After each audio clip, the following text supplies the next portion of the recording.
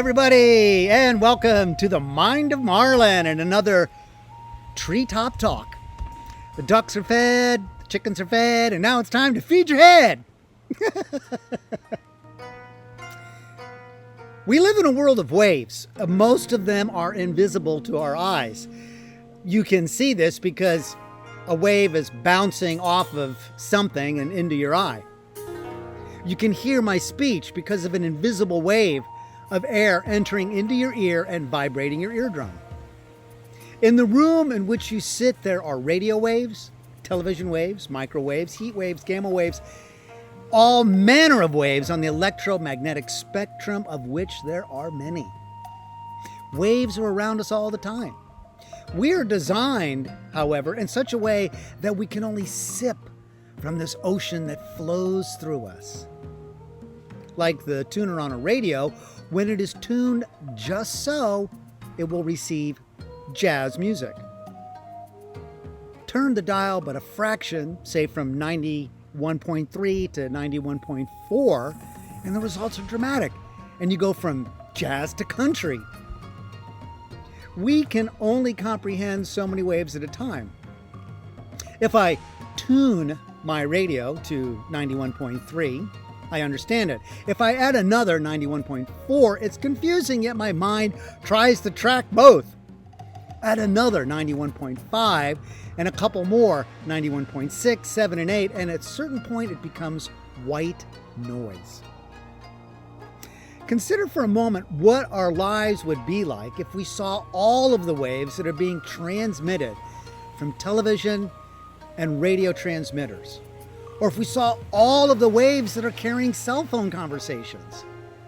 If our eyes and ears could see and hear all of the waves, we would be blind and deaf because there would be no way to distinguish anything from anything else. We are, if nothing else, discerning and differentiating beings. Our eyes are the most discerning and discriminating, as the waves that they can detect are but a fraction of a fraction of a fraction of all of the waves on the electromagnetic spectrum that we know exists. We measure light in nanometers, and a nanometer is so small it can't even be seen with the naked eye. And the irony here is that we measure the world we see with a unit of measurement that we can't see.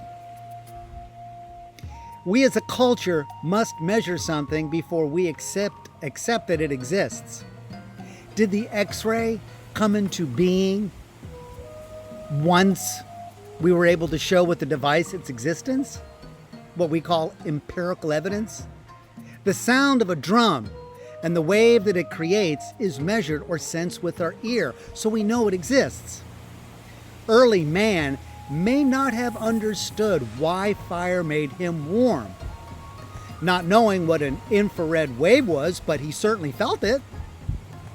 We are measuring devices, and if our receiver isn't tuned just so, we can't measure it, and then it doesn't exist.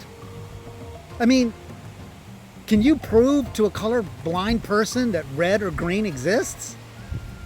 Our nerve endings determine our experience of the world. We measure with our ears sound, with our eyes light, with our skin heat. And though it doesn't show up as a wave, scent and taste are perceived via our nerve endings as well. We have found ways to measure scent by how many parts per million are floating around in the air. With all of this, my hypothesis is as follows. We experience a wave that cannot be measured, but it can be felt. And that is a wave we call love. Love is a force, and though nobody can really prove it exists, can anybody deny its existence? Love is another wave on another spectrum that transcends our measuring devices save one, our hearts. Evidence has shown that even animals and plants respond to this wave as much as they do to food. We are both the transmitters and the receivers of this wave. So tune into this frequency as it is the biggest wave of all. Surf the wave of love and you will never know fear because there's no such thing as a wipeout. And when you tune in, you will never be able to wipe the grin off your face. Hey, thanks for tuning in. If you like what I'm doing, subscribe and we'll see you next time. Aloha.